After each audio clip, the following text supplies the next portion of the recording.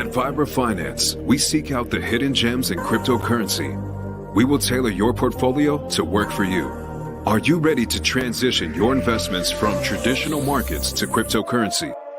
Are your coins staked and earning interest? Are you overwhelmed with all the jargon in crypto? Is your portfolio underperforming and you want to reposition into consistent winning blue chip coins and viable projects? Do you feel like you missed out on DeFi, Metaverse, and NFTs? Here at Vibra Finance, we provide you with the data, skills, and tools you need to stay on top of the digital asset market. Vibra Finance. We are the future of crypto.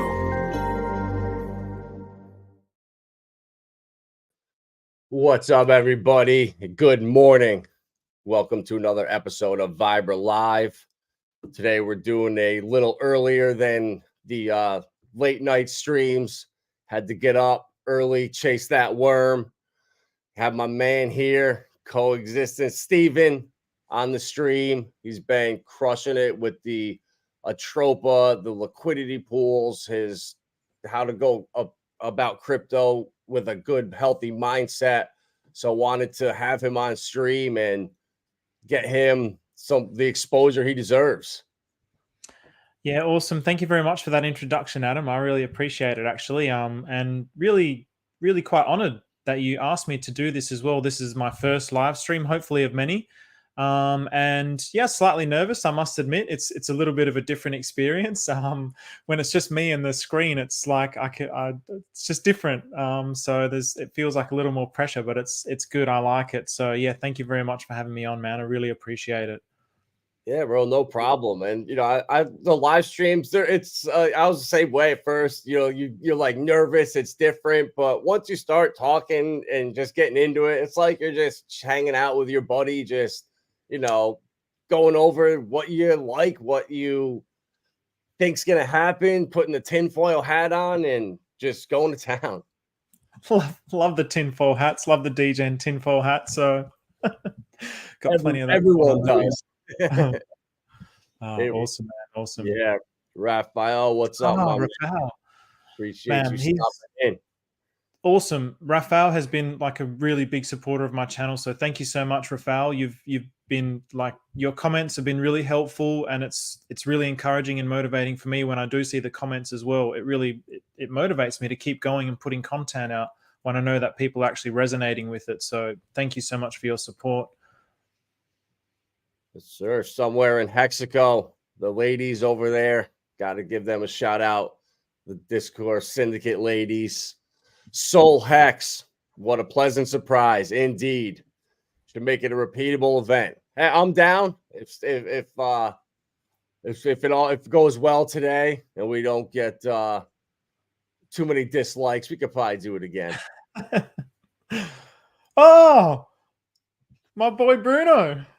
Bruno, how's it going, man?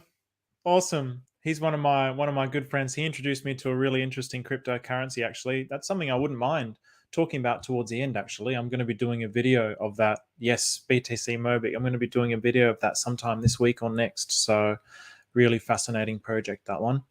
I have not heard of it. So this is why these streams are great. It's impossible for one person to be able to cover everything in crypto. You can only do so much. So I think having people that you can trust, that you can rely on, that can give you valuable information, that to me, that's so important. And not only that, I mean, we spoke about this in the green room, but the people who deliver you that content and the vibe of how they're saying it and what they're saying, like you get a sense of people who are just trying to shill something to you, and they're trying to get you to just buy their coins so they can dump on you. And then you get a sense for people who actually are genuinely passionate about something. They've really done the research, they have conviction, and they have belief in it. And those people I naturally gravitate to. So when I find people like that who are passionate about something, I respond. It really matches my own mind. So I respond really well. And Bruno's like a big part of that community. So it's been really awesome to learn about it. Awesome. Facing reality. There he is. I was starting to worry. I've been messaging him on Telegram, trying to call him. No response. So there we go. Another Portugal fella, Mike F.A. There we go. Mike F.A. Yeah, he moved to Portugal recently, so let's Nice. go. No, brother, it's not 4 in the morning, Erwin. This is now, it should be 1 in the afternoon. Perfect lunchtime. Have a sandwich, kick back, and enjoy the alpha. Clintron. Oh, Clintrons. Nice. I'm also from Queensland, my man. There we Queensland go. representing. We had a rough weekend though this weekend in the sport though. Oh, we had a really rough weekend. Hey, well, hopefully the green candles can help offset some of that pain. Ultra Definitely. Hyper Mega, what's up from the Netherlands? There we go. Oh, Ultra I Hyper love Mega it. as well. Different times, different people. I love this. These are names that I really recognize from the comments, so it's really, really lovely to see them. Thank you so much, guys, for even joining, commenting, and viewing. Yes, sir. Get the bot's gonna pump it back. Hey, I'm hoping so. If not, Pulsechain will do it. The ATROPA can do its thing, and Pulsechain will inevitably, hopefully, lift it up. Vibra Finance. Muddy, Finance. Muddy, the mud dog. He's one of my boys. We got a little group called Fibonacci Finance where I sort of onboarded all these guys to Hex and Pulsechain, and we've got our little group of Fib Finance. And this is his first cycle. He's doing extremely well. Like, he's so good at the little degen plays. I'm like, man, Muddy, you're doing better than me. It's crazy. Rick in the 305 down in that MIA. There we go. We got Shaq. It was time to rinse the funners and non-believers out. 100%. I think what was really surprising to me is I just saw that BitBoy is selling one of his, I think his Bored Ape NFTs, and he bought it for like 150 ETH, and he's got it on some kind of leverage play where he's got 3 days to dump it or else it gets liquidated for like 20-something ETH. And it's like, man, like, how does that happen to somebody like that? You know? Jeez. I mean, I heard about that. I didn't really fully understand it, but that's desperate times, man. He must be in. I kind of feel really sorry for him. I mean, I know he's a controversial character, but I don't like to see anyone suffering like that, to be honest. So, we've all got our demons. Nobody's perfect, but yeah, I'll kind of leave it at that in case it is a controversial subject. Yeah. He's. I mean, I just look at how when he was on the manhunt for SBF, flying down to the Bahamas, chasing everyone around, going to New York City, banging on doors. Like, how do you top that? How do you one up that? And it's like, all right, let me swap myself now. Man, who knows? But getting addicted to that fame and that clout, that is very dangerous. Yeah, man. It can consume all of us, put it that way. Yeah.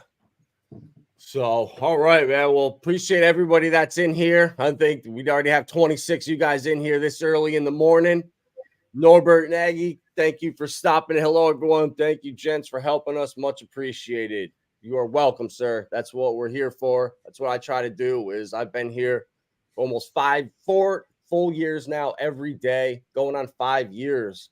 Wow. And everyone that has a job, has a life, that isn't in crypto full time, you're not going to be able to understand what's going on. You're going to hear bits and pieces of the narrative, and it is so misleading, distracting from what's really going on. So I think it's so important to spread the truth, what's really going on. And people don't want to hear it. People just want to hear, P-Dye's going $1. I'm going to be rich. But when there's good information, with Chainlink in the last week, with the CCIP stuff, and the price doesn't move. No good news is moving the price right now. So like we're just in that place right now where you got to go against the grain, go against the herd, and your future self will thank you so much for that. So 4.5 years you've been streaming and doing videos on YouTube? No, not on YouTube. I started the YouTube in December of 2021. So about just over 1.5 years, pretty much on YouTube. But yeah, the researching and I started, we had our own Discord server in 2020. Facing Reality was one of the other gentlemen in there. So there's 3 of us that were running it. And my job was to do the research and come up with like the altcoin pick every 2 weeks to come up with that gem. And that's how we hit Matic under a penny. We found Hex. We got into Solana super early, Quant super early. Like we crushed the last cycle. That's why I'm just so excited. Like I saw what did well last cycle, where I messed up, where I thought like utility was going to matter, and it's still a speculative hype, memes. That's still what drives the market, unfortunately. Yeah, definitely.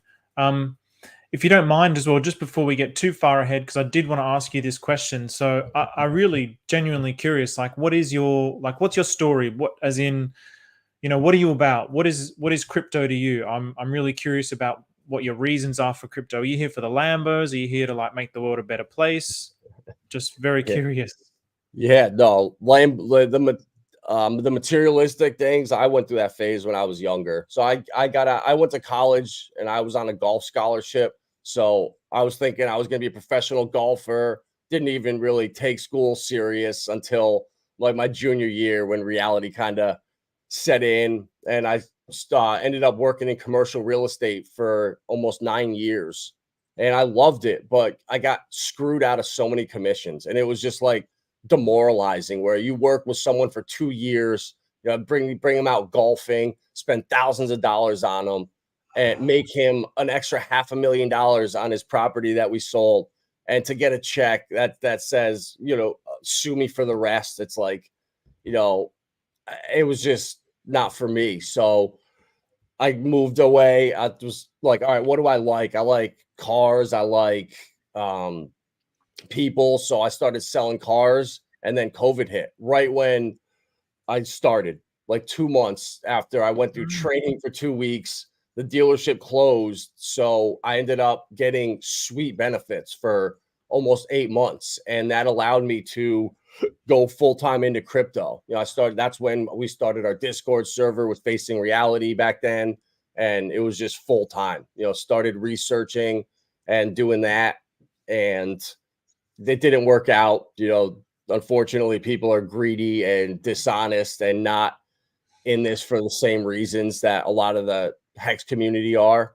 So I did my own thing, left there, and started Vibra Finance, and had a lot of clients that were in real estate, that all over the board, business owners from all walks of life, and they're all mostly numbers guys, and crypto just kind of fell right in. They checked in, see what I was doing, and I'm into crypto now. Oh, I've heard about that. Tell me more. And it kind of one thing led to another, started the company, and like I'm here to help people in crypto, like the Lambos, all that stuff. That's not for me. I want to know a farm. I want to live like I want like a homestead that's like 30 acres with organic food, self-sufficient, self-sustainable, off the beast, non-reliant. And like that's my dream of Hexaco.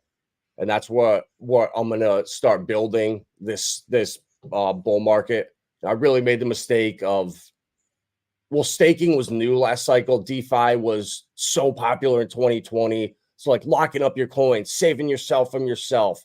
That was the narrative. And I locked up way too much of my Hex for too long and made that mistake. And that, it is what it is. It'll work out great in the future. But, for this cycle, last cycle, watching your gains just evaporate, like it's demoralizing.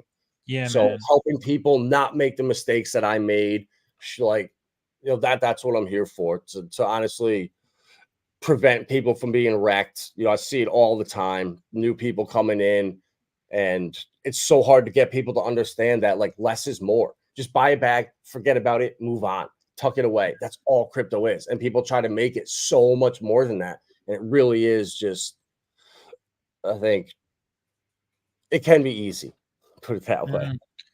I love that. If you don't mind me asking, when you said you were getting screwed over in real estate, what did that look like? Like, you said you'd put all this time into people, and then what? They just wouldn't give you enough. They wouldn't buy off you, or they just turn around and go to someone else. No, way worse. So I had my listings with my clients. So this guy had it was a corner lot with a shopping center on it, and it got flooded. and it was almost unrentable. So I spent a year and a half going around trying to get people to rent this space that was it was disgusting. And I finally got someone that said, all right, I'll rent here if he'll fix it. So the landlord realized, oh my God, it's going to cost me $1 million to do this. So, all right, let's sell it. So I had to deal with them. If I sell it for over $1 million, I get 75 grand, under $1 million, 50,000. So I sold it for 1.5 and he wrote me a check for 50K and it says, sue me for the rest. And that was one of them. Another deal, I had a client, I was, Little Caesars was my tenant, and they signed corporate leases, which mean corporately guaranteed leases, which means if they sign a lease for 10 years and they leave after 2, you're still getting rent for 8 more years. So you can then rent it out and it's like the jackpot. So I got this guy a 10-year corporate Little Caesars lease, and how it works in commissions is you get paid 5% for upfront for the whole lease. And he would not pay me for more than 4 years because they had a clause where they could leave after 4 years. And I was like, dude, that's the greatest thing ever. If they leave after 4 years, we re-rent it. Now you're getting 2 rents. And he wouldn't pay me. So like just the little things like that, when like, you know, I went out of my way and did so much work for these guys. And I know they knew it because no other brokers would have did this stuff. I was young and I had the like time. I was single and I could do the extra things that no one else could. And when you get screwed over for doing those things, I was like, you know what? I'm done with this shit. Like, I'm not going to get on my knees and just like be these people's bitch and just let them just run over me. So I quit, and it was a great experience. I learned a ton, and it just wasn't for me. Like that world of someone's your friend to their face. They'll tell you whatever you want and they go behind your back. Yeah. And just, it's brutal. And it's just, it's not, you know, there's no real trust. There's no real trust there between people. You never really know. It's kind of sad, actually. It's really kind of sad. So yeah. Thanks for sharing all of that. I appreciate it. Maybe you didn't want to share that, but no, dude, I'm a complete open book here, bro. Like, honestly, like I have a stream where I went through my whole portfolio, why I own the coins I do, where they are, why I have a long-term portfolio, what's in my liquid portfolio. Like, I'm a complete open book. So people can look and say, all right, what worked for you? What's not working for you? So I can look at that and then make my own decisions, or, you know, whatever. Yeah, sweet, man. I like it. I'm very much the same. So almost to my detriment, to be honest, sometimes. So yeah. So yeah, when did you first get in to? I know you said you were day one into Hex. When did you first get into crypto? End of 2017. So XRP was the first crypto that I got into. So the whole XRP marketing machine lured me right in. But the concept behind cryptocurrency at the time is what blew me away. So even though XRP was one of the first buys, just the idea of money that could be decentralized and removing the middleman was something that really captured my heart from the get-go, because I grew up as like a very angry middle child who kind of resented the world and resented the unfairness of the world, and how come these people in this country starve and those people over there are just like gorging themselves. It just made no sense to me. And then seeing that a lot of this had to do with the way money was centralized, and that this was a new world that was being created through decentralization, really, it got me really excited. So I came for the social element, but then you get hooked into the degen stuff. So, but of course, I still love the social side of it. That's why I'm really enjoying like seeing this community develop in Pulsechain, because it's cool, man. It's cool to see networks grow. It's cool to see things grow. It's really it's captivating to me, actually, to really see how things grow. I love it. I love it. I love all things of nature, and humans are just another. We're just nature as well, and just seeing how it happens and how we interact and how this community is different to this one and what are the characteristics that make it different. I love all that sort of stuff. So I really thrive on it. So yeah, from XRP all the way until now. So hopefully this one is the one that really just kind of takes it to the next level. I was the same as you, got pretty much wrecked through the bear, but learned a lot. So really looking forward to this next bull market. Yep. That's awesome. That's cool. Yeah, I have kind of the same thing as I got into Chainlink in 2017 and watched it all 10x and then all evaporated. So I was like, oh, screw crypto, whatever. And then I came back in 2019, and yeah, I was big into the XRP. That's how I met like Facing Reality and Pulsechain and a lot of the guys that I'm still real good friends with. We were all waiting for that $589 XRP. that switch was going to get flipped. I swear. Oh, they were so good at it. They were so good at marketing. Unbelievable.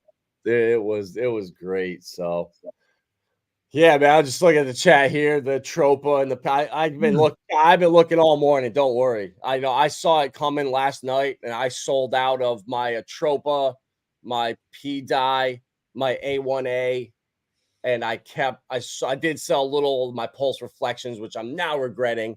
Don't ever doubt Zach and the team over there.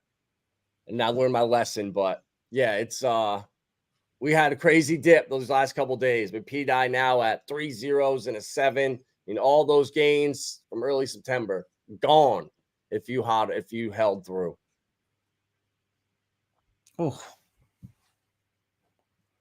So, but this is opportunity, and plus this is these spikes, I think they're unsustainable. You don't want, we're not in a bull market right now. If we were, that'd be a different story. But when we're in a bear market and you see these parabolic pumps, they're coming back, guys, almost every single time. So, I mean, now we're looking at good re-entry points. So I think we can start that hype all over again. And once we get a couple green candles, everyone will start tweeting again. The spaces will start back up, and everything will be all right. Oh, definitely. Like I just loaded up on some teddy bear just before getting on this stream. So that's something that I've been keeping my eye on and really trying to maintain that discipline of not FOMO buying. So that was something that I used to do a lot in the past. Like, oh, it's dipping a little bit, I got to quickly get in. And then like a day later, it's dropped like, 5%. Oh, I got to get in, it's even lower. But now I'm like, I have my strategy and my plan sorted out. No, you wait for this percentage for the first buy, this percentage for the second, this percentage for the third. So the 70 to 90% target for the teddy bear dropped from the top. I got it in at minus 80%. It looks like it's probably going to keep going down, but you just never know. You never know. So just sticking to the plan. I mean, I'm just looking at I don't think it's going to go past 40, 4,500. I think that'll be, if we get below 4,500, that's look out. We could be in for for some ugliness, but I don't know. It seems to be bouncing every time. Like when you like all the TA guys that know what they're doing, that show me stuff, they're like, dude, every time it's coming down and literally bouncing off their trend lines that they drew weeks ago. So I think the bots are just doing their thing, and I'm not really worried at all. If you've been in crypto for a while, you understand that when things go parabolic, they come back down. When retail gets all excited, FOMOing in, it's unsustainable.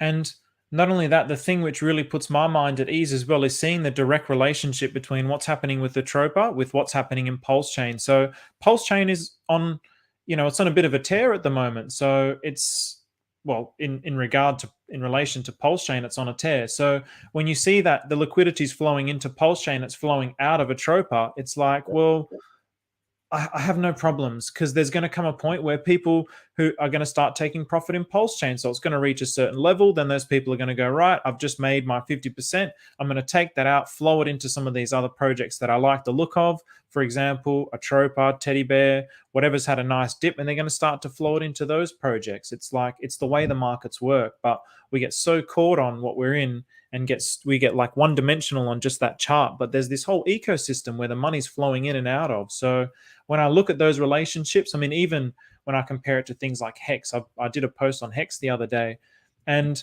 I'm not worried. Now that I'm seeing how it's actually rising with Pulsechain, I'm not worried. It's not just going to all of a sudden one day going to not rise with Pulsechain. There's people who are in Pulsechain who have a lot of Hex. They're going to be buying Hex as well.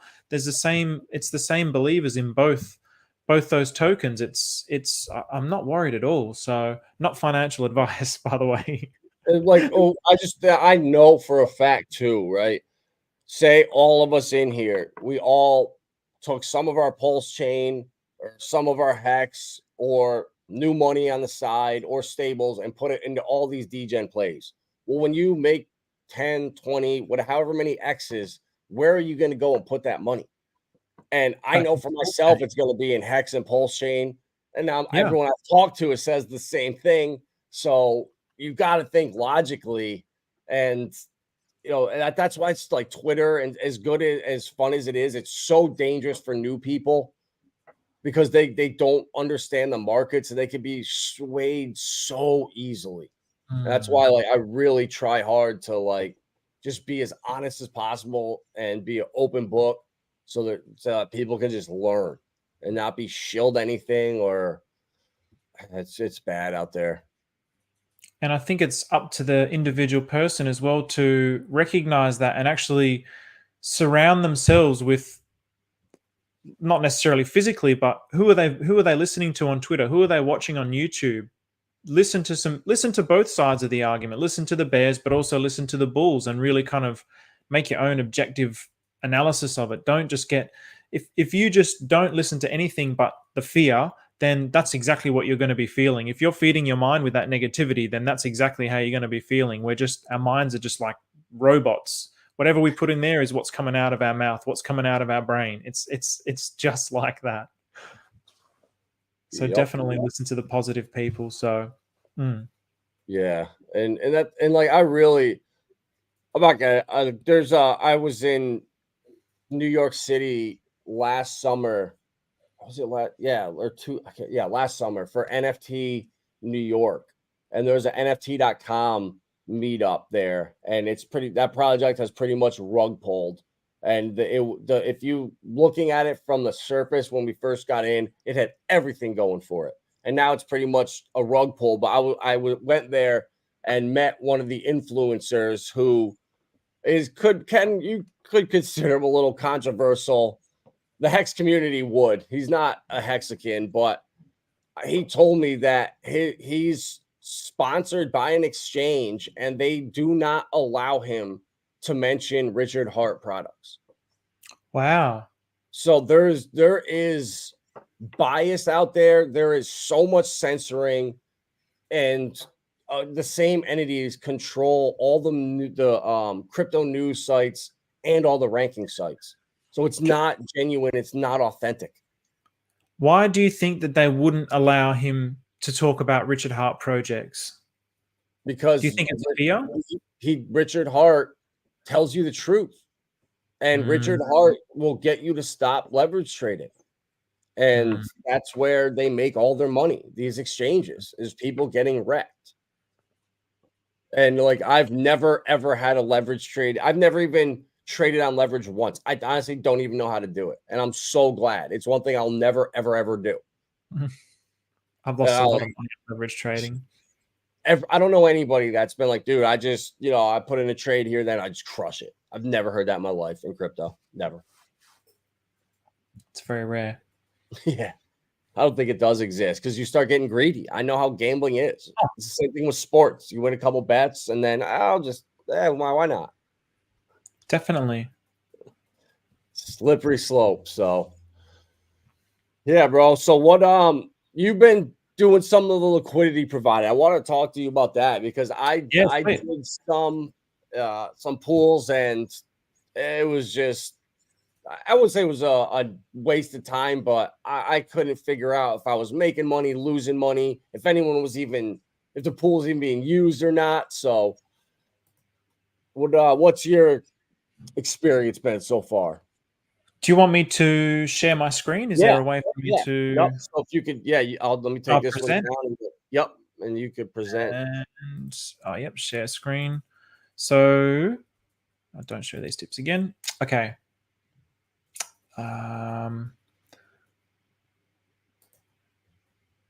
right, 1 second. Entire screen 2. Yep. Okay, perfect. Yep. So for me, it's all just a learning. It's a learning curve. It's a learning experience. One of the things that really excited me about decentralized finance was this concept of yield farming. So that's why when it became so cheap on Pulsechain, it was something that I experimented with it very briefly on Ethereum.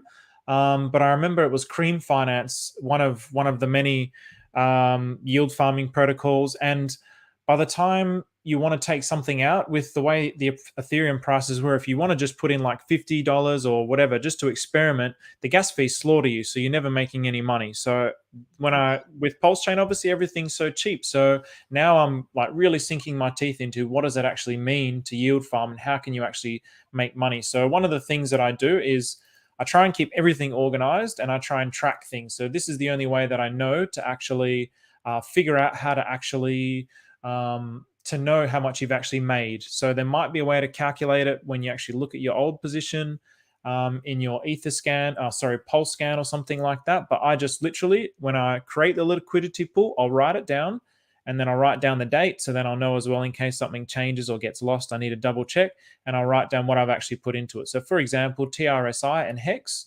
So I'd put in originally 0.01 TRSI and 3333 Hex. And at the moment, I'm sitting on 0.042 and 5613 on Hex. So I'm up on both those positions. Now, I had a friend, Muddy, actually the one who commented earlier in this stream. He also put some liquidity into this pool as well. But I was the one that actually created the liquidity pool. So I thought, is that why I'm getting more fees than everybody else? Because I'm actually the first one to create it.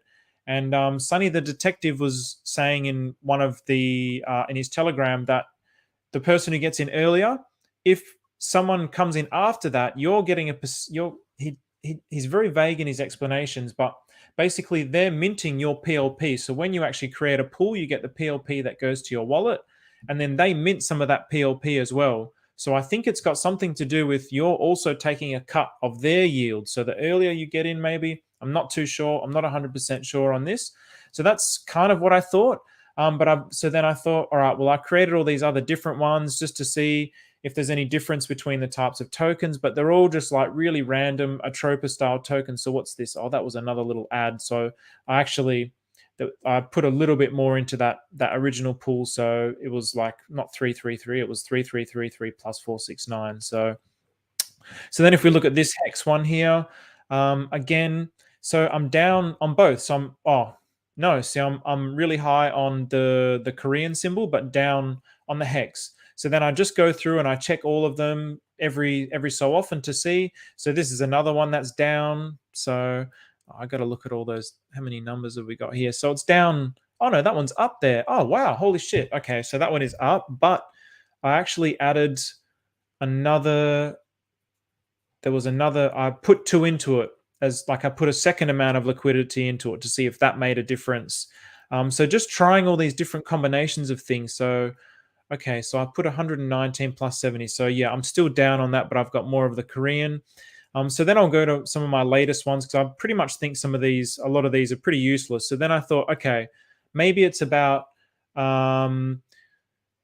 something that's a big mover, for example, Teddy and Link. So I haven't actually checked this since I've created it. So this is a V. I think I might have accidentally done it as a V1, but I wonder if actually anything's changed. All right, so I have more Teddy, but less Link. And both are being affected they're all being affected by impermanent loss. So the ideal situation, obviously, is this TRSI and Hex, where it doesn't matter which way it's going. I'm up on my original position. So somehow other people adding liquidity into it, plus the way that it moved it's got something to do with the volume and whether or not volume actually moves through it. So a lot of these don't actually have any volume moving through them. So they're actually just fluctuating with impermanent loss. So I'm going to be starting a new series of experiments. I think all of these are basically failed. Well, not failed because I know what doesn't work. So I have an inkling of what is going to work. And so the future ones, like I said, is going to be something more like this, linking up something like Teddy or ATROPA or A1A, which actually tracks all the different 414 tokens.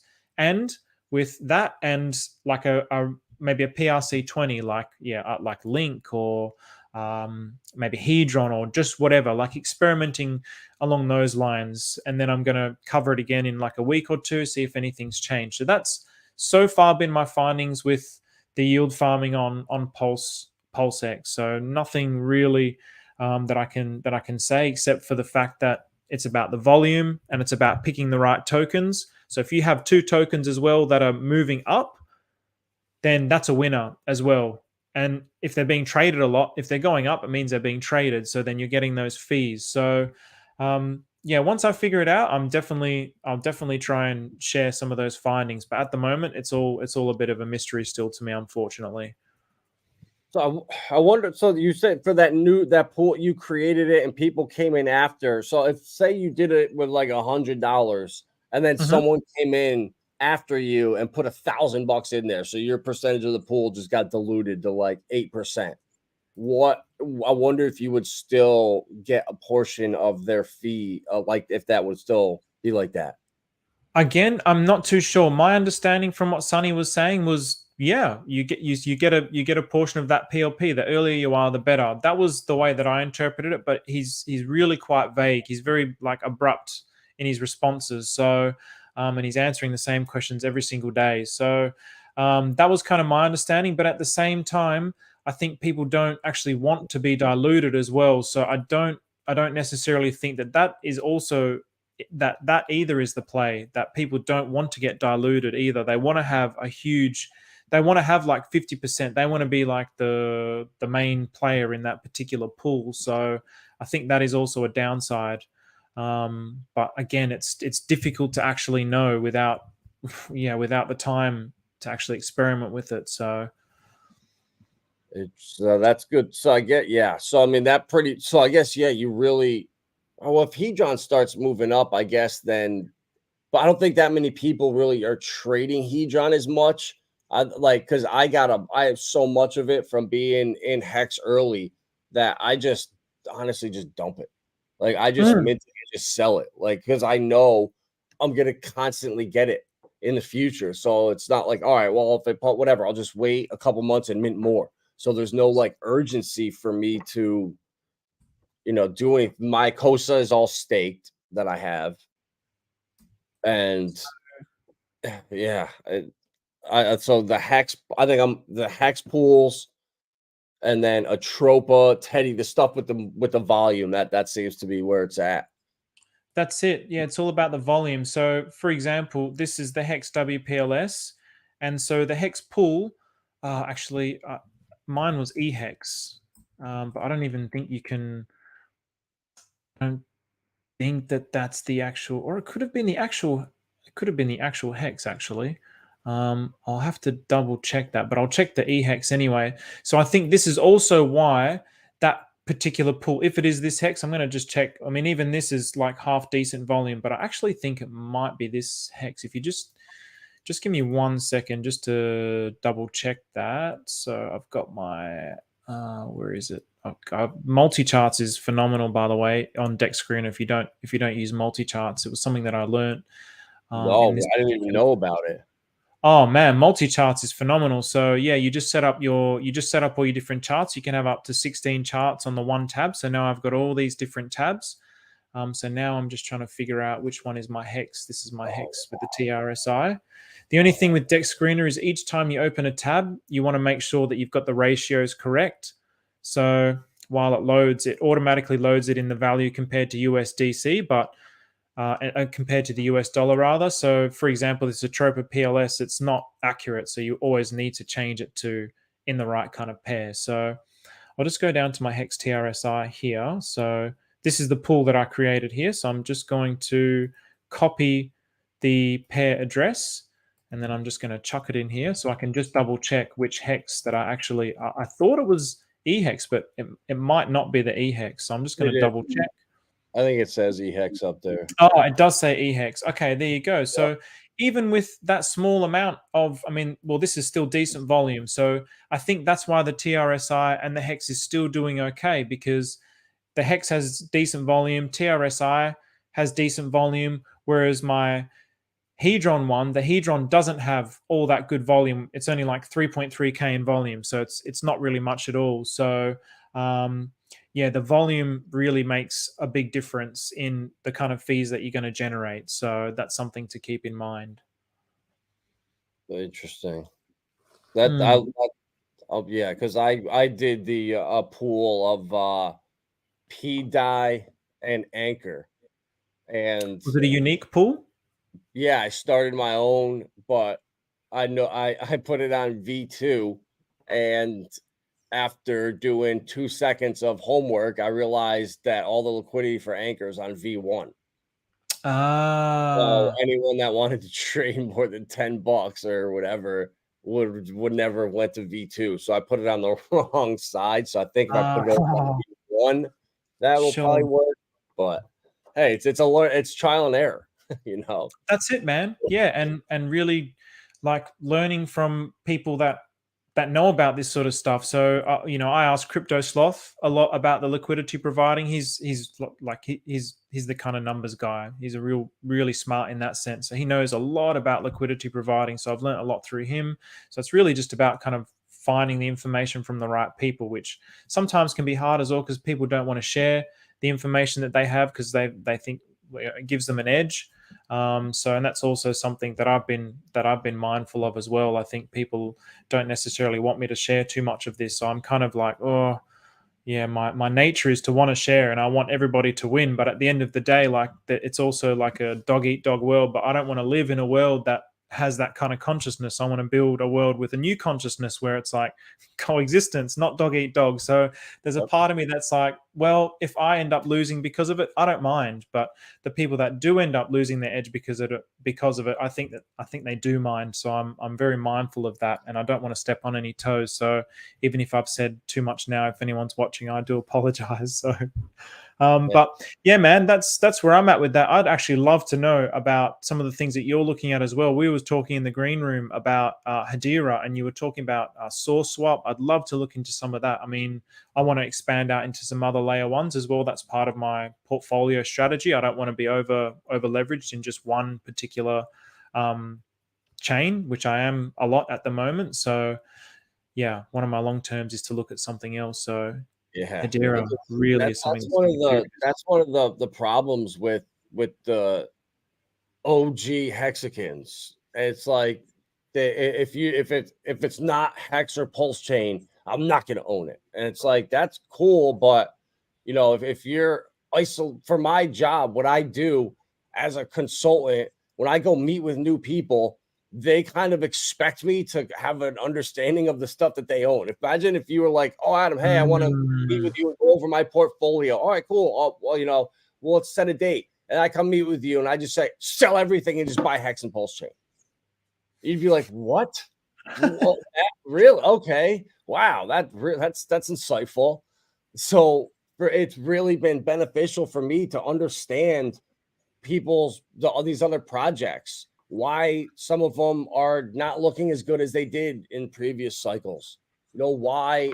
There's so many different reasons. And I think how I approach crypto is like I look at Richard Hart, and I think that's kind of one little niche in the market. I look at gaming as another one. I look at like the cloud storage as another one. I look at like the cross-border payments and just MoneyGram and peer-to-peer payments as like another niche in the market. And then with like XDC and Hedera with the stuff they're doing with businesses and tracking and supply chains, like I see where this is all going, and with like, I tell people all the time with Lowe's and Home Depot right now, they have a huge problem with theft, right? With these stores, people coming in and just stealing stuff off the shelves. Well, with a combination of RFID chips and this blockchain technology, you can put little chips in every single item, like this mouse. So I could go steal this, but once it has an RFID chip in it, that once it's activated, the product works. So I could steal this from a store, but if I don't scan the RFID chip and unlock it, it's not going to work. So all the electric tools in Lowe's, they're all in the future going to have RFID chips in them. So even if you steal them, that's great. They're going to be able to just track that thing right to your house, and they'll know exactly who stole it, and it won't even work. So it's going to eliminate so much of the black market problems, so much theft. And I see that stuff, and like Hedera is the one that is tackling that problem. Like this year at one of their conferences, they were showing a small local coffee company, and they had their bag of organic coffee, and you scanned it and it showed exactly where all the ingredients came from, where it was grown, all the bags and the packaging materials, where it all came from, where it was assembled, when it was shipped. So you can see all that in the store just by going and scanning that Wow. item. So where this is going in the future, like people have a hard time seeing that. And me being in crypto every day and researching and watching interviews and these conferences and lectures about these different projects and what they're actually trying to accomplish. Like I look at utility as one of the things that means the most for my long-term portfolio. Like I want to hold the future Microsofts, the future IBMs, the future NVIDIAs, and they're all going to be cryptos, in my opinion. Like you see now stocks wanting to trade 24/7 like cryptos. And basically all stocks are going to be tokenized and sold as cryptos. It's only a matter of time. Definitely. And so there, that's why I really like the XRPL, not necessarily XRP, but the XRP ledger with like Sologenics and Corium and the DeFi that's being built on there, and DeFi on Stellar, DeFi on Hedera. Those are the things that have me the most excited. The L1, the main coins, they're great, but I like the coins inside the ecosystems. Like we were talking about karate the other day inside Hedera, and like Sausage Swap here. Like people that have done their research on at all would, if they were in this project, everything is community driven. This is Sausage Swap is the Pulsechain of Hedera. It's got first mover advantage. They did the pre-sale. Anyone could have got in, and everything is a community vote in the Discord. Every new coin that gets listed on the DEX. Imagine if we had the power to control as on Pulsechain. If any new project came out, and you have to get it vetted first before it can get listed on the DEX. Well, I have that power on Sausage Swap to vote yes or no to any new coin coming in. And if it gets voted no, it gets listed on the exchange and it has a huge warning flag on it. So if you look at the coins on here and you're at all hesitant, you can just come and look right away and see the ones on here that have the little emergency thing. So you can see the little arrow. That means it's not been vetted by the community. And if you go to swap it, a huge risk thing comes up and says, "Are you sure you want to do this? This has not been vetted."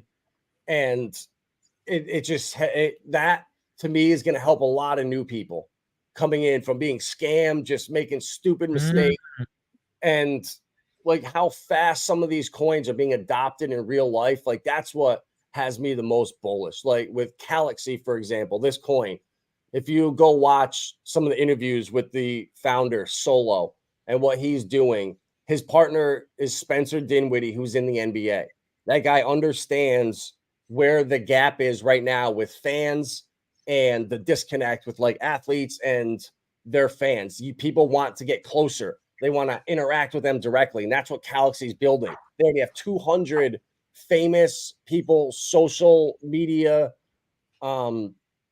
like whatever, million subscriber follower people. They have artists, they have celebrities that they've already signed up. So we'll be able to go in and follow that person, and you'll be able to buy the tokens, I think, for each person. I'm not sure how it works exactly, but you'll be able to, with those tokens, have one-on-one interviews, more exposure, access to certain events. And most importantly, as a viewer, I'll be getting paid to watch content. Like on YouTube right now, we should be getting paid. Everyone in this chat should be getting paid to watch this.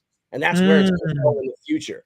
Yeah. And so I'm just trying to now get ahead of this, like, oh, these coins are just inflation. Oh, it's not decentralized. Oh, it's so centralized. Well, people that say that's like, well, how's your debit card work? Your bank can see everything you do. So you don't mind if your bank looks in at everything you do.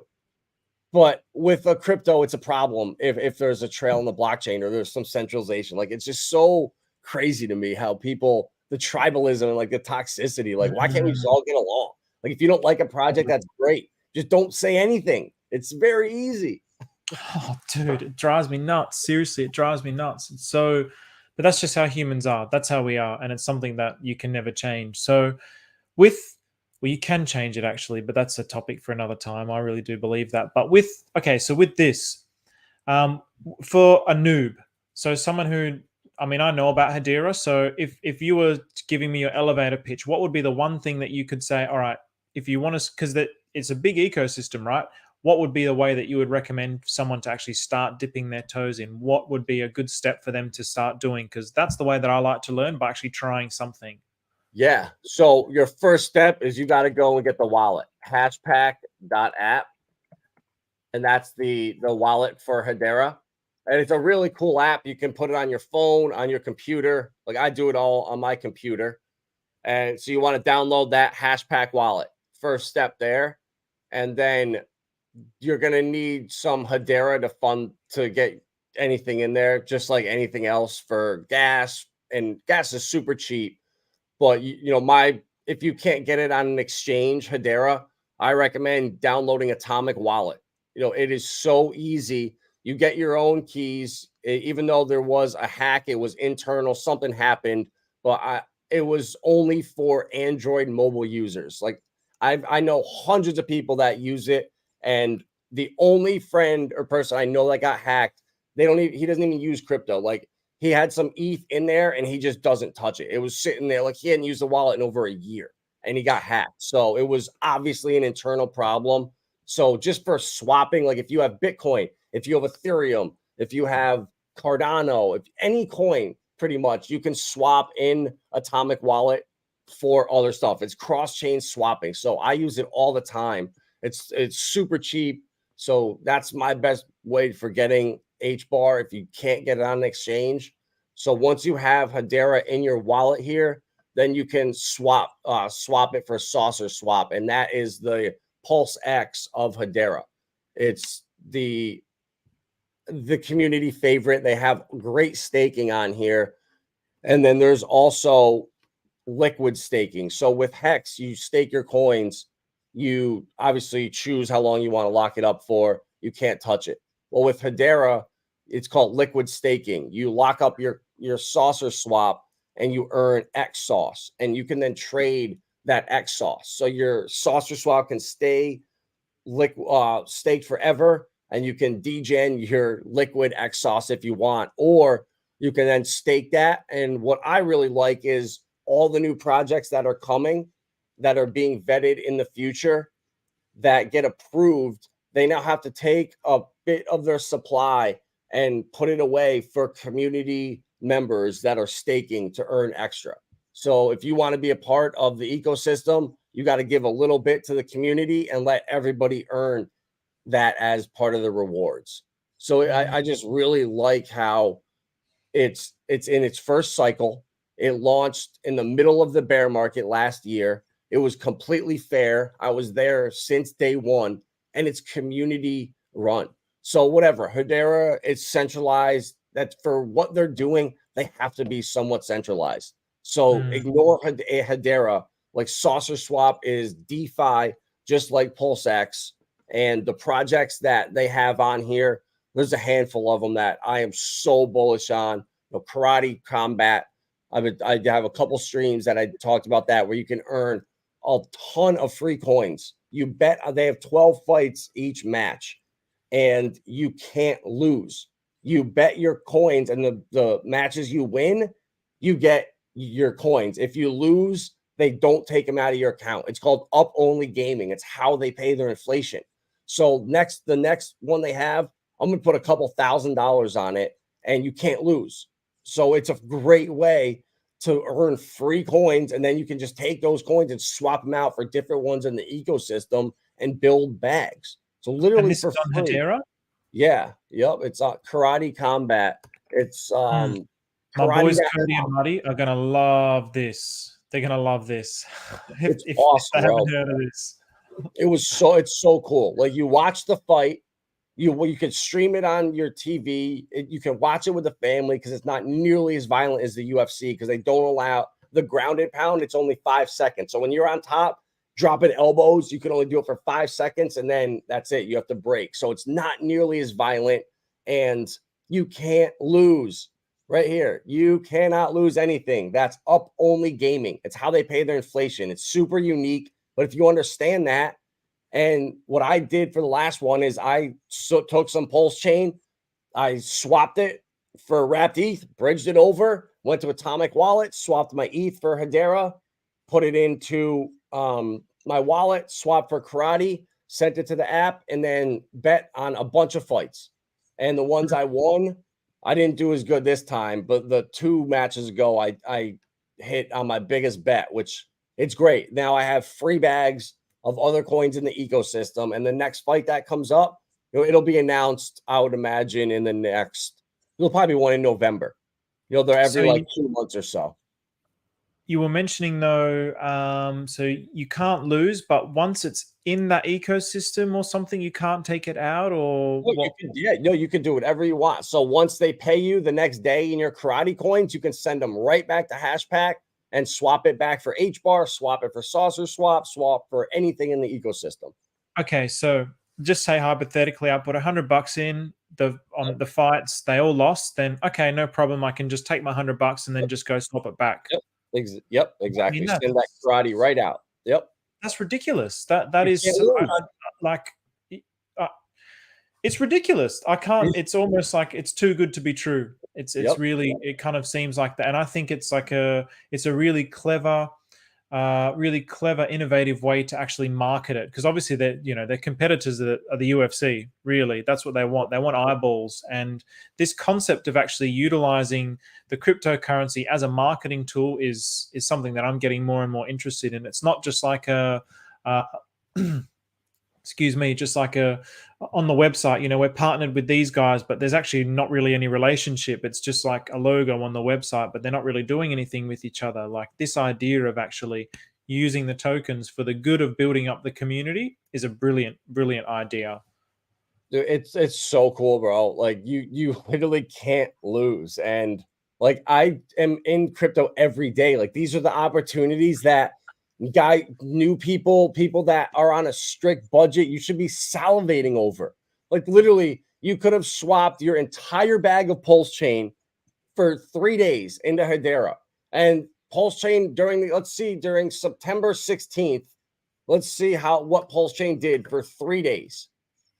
So if you had done that from the 16th to the 19th, or no, you have to get it in 2 days before. So the 14th to the 19th.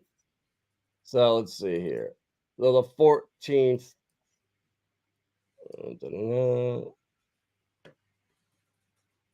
So it would have went up. So that's it would have went up literally like 5%. It went up from 3,800, like 3,750 to 4,000 ish. So even say 4,100. So you lost like 8%.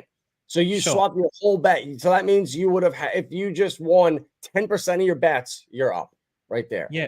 That's taking the ultimate risk and swapping out your whole bag, and like the most deep bet you can get. That's as bad as it can get.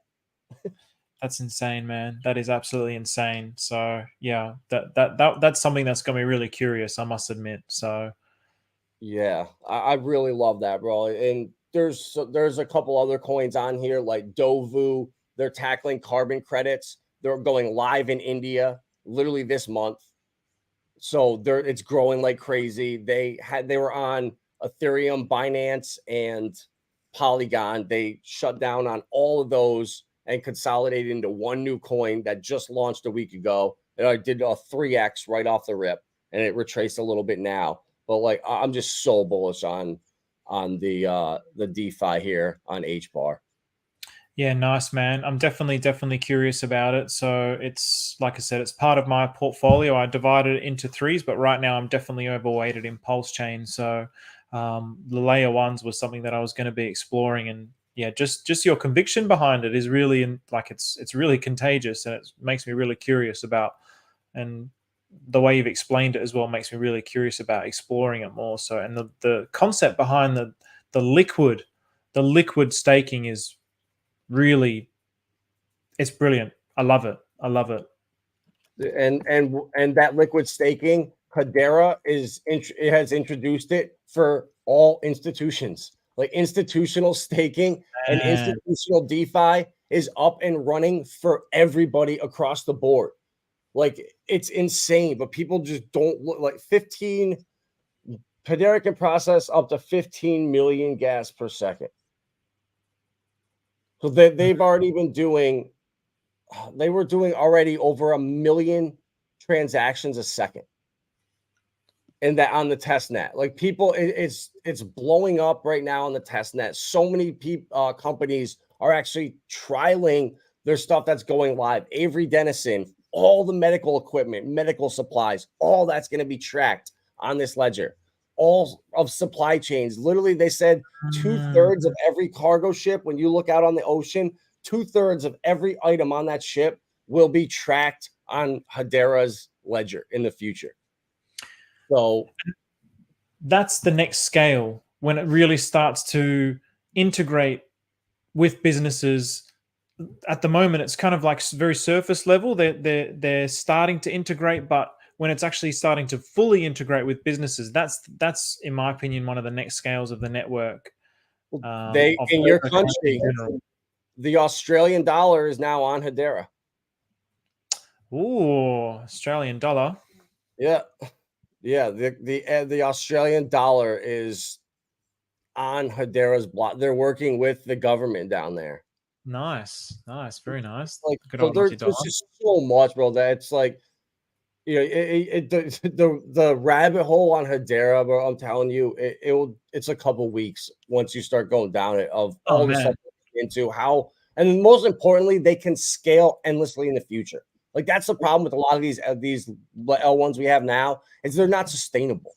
They can't scale to the masses, and Hedera can do that. So that too is what makes me so bullish. Like that whole enterprise use case and tracking for supply chains and RFID chips, that it's all coming in the future. Yeah, nice, man. And that was I was mentioning that BTC Mobic. Yeah.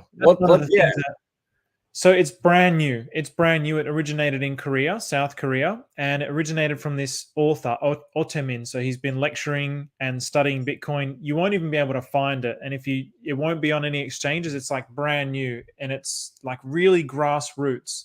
So one of the most fascinating things about it was the airdrop.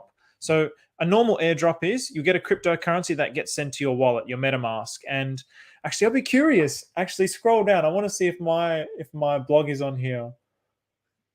Let's just scroll down a little bit more. There we go. Coexistence, Stephen. Yeah, it's brand new, man. So there was so this Otemin, he did airdrops for it, right? So it's a fork of Bitcoin. And the thing that I love about it the most is the nature of the airdrop was people physically went to the location. So the very first airdrop was somewhere in South Korea, and they would actually go to this place and they'd go on a hike and receive this airdrop. So instead of it just being like a miscellaneous airdrop that you get in your wallet, and it's like, oh, well, this has got no value in my mind. I've actually physically traveled to this location. I've hiked to receive this airdrop. So it has some value in my mind. I'm not just going to quickly dump that. I've spent my time and energy on it. And then they traveled around the world. So he did an airdrop in America. So there was some in LA, and then it ended in Australia. So it ended in a location near Brisbane. And so that's how I found out about it. So I went along and I got some, and just seeing the atmosphere of enthusiasm from the people. And so some of those guys are in here now, which is really cool. I was surprised about that. Just seeing the atmosphere of the ground up movement behind it is what really excited me. But the thing that triggered it also in this conversation is what they're actually planning to do with it. So they've forked Bitcoin, and they want to actually to help grow the network. They're using the BTC Mobic to expand the network. So it's like public goods. So what they're actually going to do is once it gets to a certain price, it becomes something that has a decent value. So they're going to go to companies. So for example, they're in talks already with some really big companies. So I'm just going to use Samsung as an example.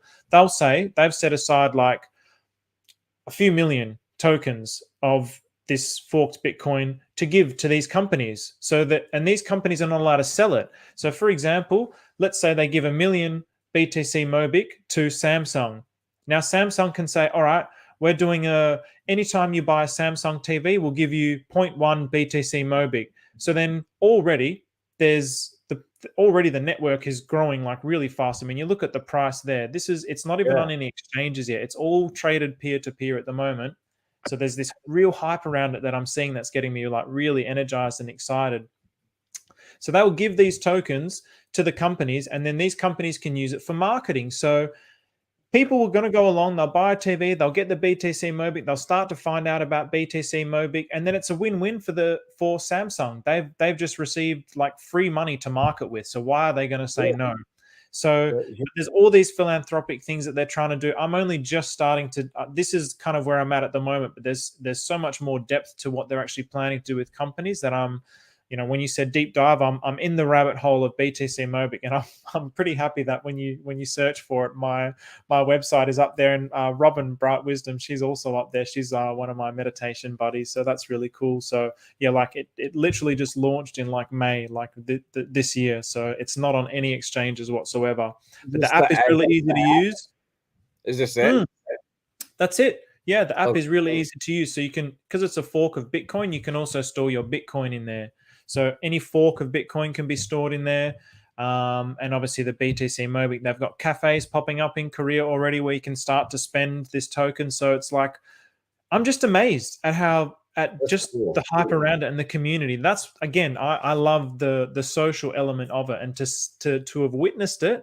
There was like the end lecture was like packed. It was packed full of people, like thousands of people traveled around the world from Korea to follow this guy to get these coins. I'm like, who does that? That's insane. It's phenomenal. So it's really like, very new, like very new. Look at this BTC Mobic, like brand spanking new. And that's also something that I find exciting about it, to really see if it can develop and how it can develop. That's also what really excites me. So from 6 cents to $160. That's crazy. Yeah, in the space of like just a few months.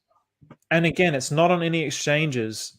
So that power of like the people they're really invested in it. They've used their body, they've used their time and energy to get these airdrops. So they're really passionate about it from the start. So apparently it's huge in Korea, huge in India, but it's not very big in like anywhere else. I think it's starting to take off in America.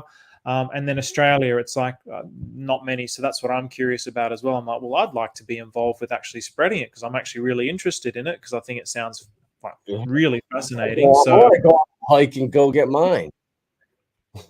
Yeah, unfortunately, it's ended. That's the thing. And I was really lucky, because the last location was in Brisbane. So all around the world ended in Brisbane. I was like, hell yeah, I'll go along. So I think it was 5 Mobic. So, but there's people already with like, that they were getting like hundreds and if not thousands. So I don't have much at all, but yeah, it's really fascinating project. So cool.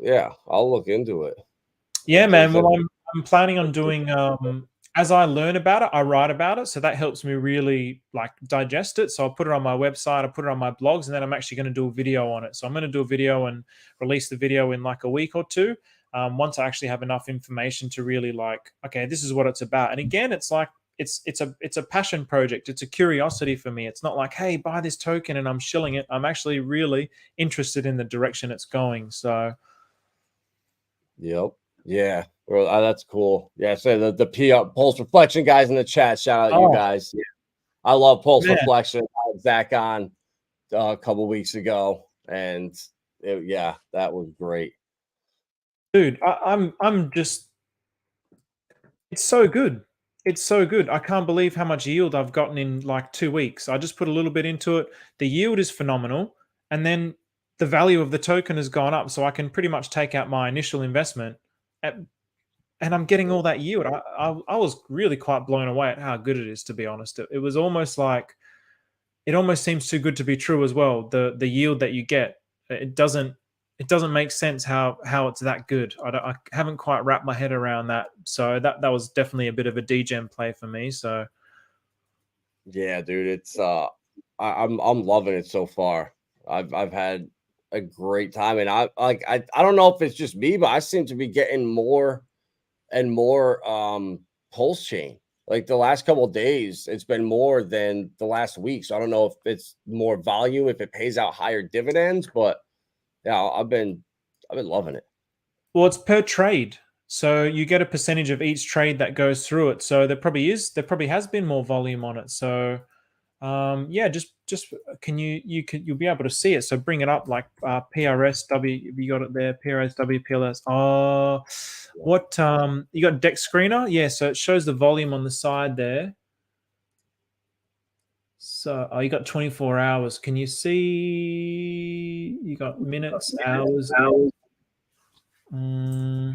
There's a way to see it in days as well. I'm pretty sure. Oh yeah, I got the 5 minute on. Sorry, I lost the. No, but actually seeing what the volume is in, for example, the last 7 days, rather than the max you can see there is 24-hour volume. Yeah. Yep. Yeah. I mean, it's steady. It's steady.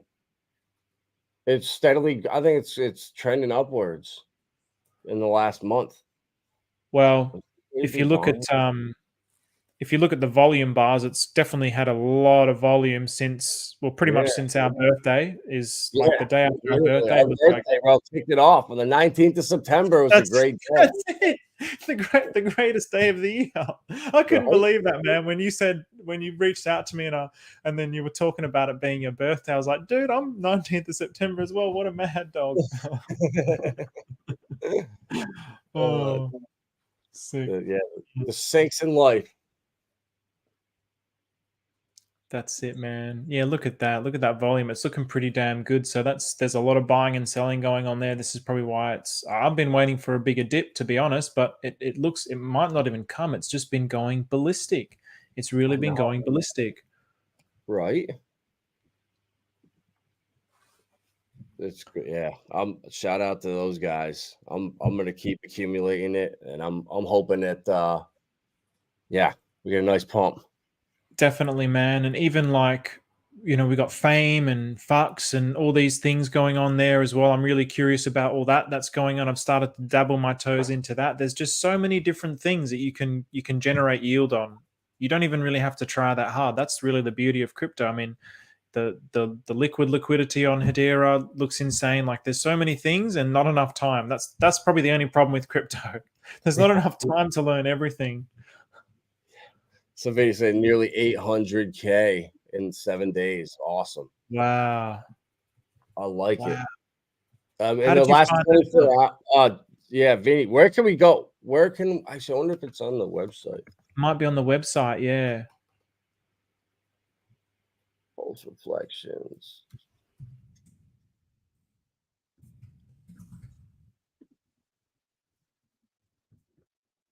No. Nope, maybe not. Let's see. Community messaging there. Telegram. I'm sure there's a way. I'm sure there's a way. Where else? Yeah. I don't know. So 7 day if you on the pulsereflections.com, when you go to chart in the top, I can see it gives me 7 days volume, so 770K in 7 days. Oh, I didn't see the yeah, chart might be the place to go. But I don't see anything more than 7 days, but still, I mean, it'll be good. I mean, it's good to kind of, okay, in the last 7 days, 770K volume, and then just start to keep your eye on that and just see if it's increasing or decreasing. I mean, there's just so many things, man. So many things to be excited about. That's the thing. All right, here we go. Volume on the weekly right here. The volume so August 21st, 15K. Next week, 34K. Next week, 173. Next week, 310. Next week, 877. And this following week, 683. And okay, got that. So yeah, we're doing on almost 700. I see. I didn't know you could do that. Sick. I just learned something new. I did not know that's how you could measure the volume. Awesome. Yeah, you got it. Yeah, you could probably you could do a monthly here, but 193, 1.9 million in the month of September. Wow. Versus August was 89K. Wow. And it just really just took off. 5x in volume. Awesome. Hell yeah. That's great. So yeah, shout out those guys. Nice one. Thank you, Vinny. Thanks for pointing that one out. Yeah. All right. We got some bounces back on Teddy and the Tropa on the let's get the Allen out here. We know Allen, he loves the he wants an 11-second chart, he told me. So I emailed that screener to try to get that 11-second. But yeah, look at that little bounce from the bottom. Nice little bounce. Yep. Yep. So yeah, that was the panic line right here. Over I still feel like it could go lower, to be honest, but yeah, it's really hard to say, just because the yeah, because the volume. And actually, there was some volume in September. I was like, because this was back when there was really low volume, maybe when it couldn't break above here. I mean, how many times it touched along here? So I would say we probably have a great line right there to hold. It just looks bearish. Yeah, it looks bearish to ATROPA. Like if you look at some of those other bounces, I can't see the dates there, but you can see it's like a very aggressive rebound, whereas this doesn't look like an aggressive rebound. It kind of still looks like it's flopping over. So yeah, there's ATROPA. Yeah, but yeah, and again, that's against ATROPA. So yeah, this is ATROPA pulse right here. This is just ATROPA pulse now. Okay. Yeah, yeah. I got the charts up. Oh, that look, yeah, ATROPA, bro. Looks like it's going to. I don't know. Maybe we can pop up here, and who knows? We'll see. I just feel like 80 to 90% it's actually healthy. It's like, oh, that's so hard, that's so harsh, but it's actually healthy. It just means that there's tons of profits that's going back into Pulsechain, which means Pulsechain's going to keep going. And then when Pulsechain gets up to a nice little level, then tons of profits are going to come out of Pulsechain and it's going to cycle back into it. So as long as they keep going like this, that's what we want to see. So that's the main thing, that they ratchet each other up. Yeah, BitTorrent. This is one that I've been accumulating with super low liquidity. Okay. BitTorrent. That's a PRC. That's a PRC 20. Yep. Yep. Yeah, there's so many though, bro. Like from all the blue chips. I mean, it's just gonna be, can you find the ones that did the best out of all the couple hundred copies? Which one could you find a couple that were in the top 10 best performers? And you know that's what's gonna separate the winners this cycle. Totally. What's the chat like, by the way? Because I can't see anything about, like, do I need to be somewhere to see the comments and things like that? You don't have it on the top right. You can't see comments in StreamYard. It just says, I had it on private chat. Okay, so there we go. Now I can see all the comments. We got a noob. Here we go. You learn something new every day. There we go. It's my first time on StreamYard, so yeah. Well, honestly, nice. The chat's been it's been going too much for me to keep an eye on right now. So I've been, something that catches my eye, I've been putting it out. But shout out to all you guys in the chat. Appreciate all 61. Yeah, thanks, guys and gals. Thank you very much. Yeah. So all right. Well, we've been going for we thought we were gonna do an hour max, and I can't believe it's already been almost an hour and 20 minutes. So yeah, man, the time flew. I really enjoyed that, actually. I really enjoyed that. Noob, someone rug him. I'm spewing I didn't get to engage with the chat as much, but yeah, awesome. Like, I can see all the comments here when I scroll through. Thank you so much, everybody. Really appreciate you guys actually coming out to watch, you guys and gals. So I see Kel there as well, so I shouldn't just say guys, but yeah, man, that was really, really enjoyable. That was a really nice experience. I'm glad we got to do that together. It was good fun. Hopefully one of many. We can do some regular updates in the future, I think, once we start to figure out more things with liquidity. 100%, bro. I'm down. I would definitely love to do maybe a weekly thing, or so. Yeah, we'll figure it out. If you guys in the chat want more of it, I'm down. Awesome, man. Awesome. Yeah. Well, all right, guys. Well, that's that. We're gonna cut it here. Otherwise, we'll keep rambling on forever, keep just going down rabbit hole after rabbit hole. So appreciate every one of you guys that stopped in here. I know I got some homework to do. I'm going to check out BTC Mobic for sure. And yeah, I'll be checking out Hedera. there we go. Sounds all right, guys, good, man. Appreciate all the support. Like, share, subscribe. And if you guys aren't subscribed to Steven, go check out his channel. He's got a lot of good stuff over there. And I'm definitely going to watch his AI metaverse video that he just released now that have some time free. Yeah, if you do watch it, man, give me some feedback on it. I've only just started it, so I listen to the world, and whatever the world's telling me, I try and adapt to that. So if you got feedback, just please leave comments or just hit me up in Telegram. I think there's things that I need to improve on it, but yeah, I'm still learning, so it's all a process. Dude, we're all learning, bro. We're all learning. That's why you surround yourself with good people. That way you can elevate and do not be the smartest person in the room, because there's nowhere to 100%. go but down. 100%. Definitely, man. I love that. Yeah. All right, guys. Appreciate everyone that stopped in. We will see you. I'll be back tomorrow night on Vibra, and I'm sure Steven he'll have some more videos pumping out, and we'll definitely go check them out. So appreciate all the support. Like, share, subscribe. We'll talk to you guys later. Thanks, everybody. Take care.